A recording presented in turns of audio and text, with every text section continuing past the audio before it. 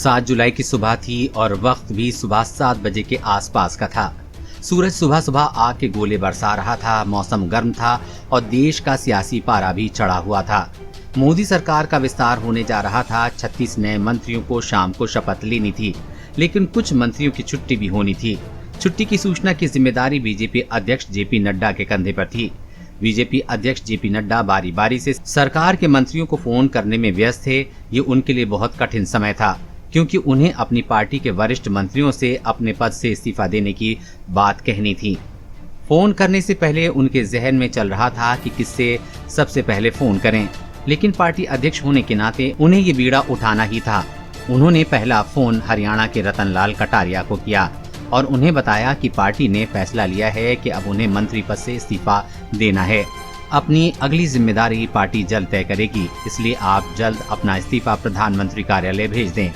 इसके बाद पार्टी अध्यक्ष नड्डा सुबह 8 बजे तक बारी बारी से 12 मंत्रियों को ये बुरी खबर और पार्टी का निर्देश बताने में व्यस्त रहे। कुछ मंत्रियों ने पार्टी के फैसले की वजह जाननी चाहिए तो कुछ ने फैसलों को तुरंत शिरोधार कर लिया। देश के कानून मंत्री रविशंकर प्रसाद ने अपना इस्तीफा पार्टी अध्यक्ष नड्डा के फोन कॉल के कुछ देर के भीतर ही डिक्टेट किया और प्रधानमंत्री कार्यालय भेज दिया। सूचना और प्रसारण मंत्री प्रकाश जावड़ेकर ने भी अपना इस्तीफा नड्डा के फोन कॉल के कुछ देर के भीतर ही भिजवा दिया।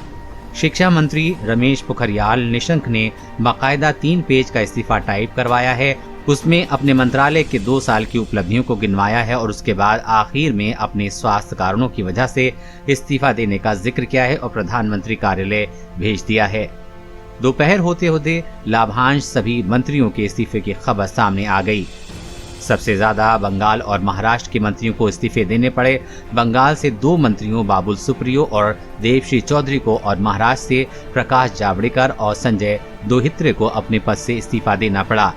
इनमें से कुछ मंत्रियों के कामकाज में कमजोर प्रदर्शन, कुछ को पार्टी और संघ की शिकायतों और कुछ को पार्टी के संगठन में अहम जिम्मेदारी देने के लिए इस्तीफा देने को कहा गया। कुछ दिनों के भीतर ये साफ हो जाएगा कि इनमें से किसे क्या जिम्मेदारी दी जाएगी। देश और दुनिया की हर अपडेट पाने के लिए चैनल को सब्सक्राइब करें।